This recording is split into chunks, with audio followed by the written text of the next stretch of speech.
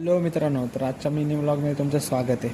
तर आता आपण चाललो बाहेर म्हणजे इथं नाक्यावरती. आता इथून बघू, रिक्षामध्ये बसलो. आता रिक्षाने चाललो आहे स्टेशनला. आता स्टेशनला कशा चाललो आहे, कुठंतरी जात असेल म्हणून, पण कुठं जात नाही.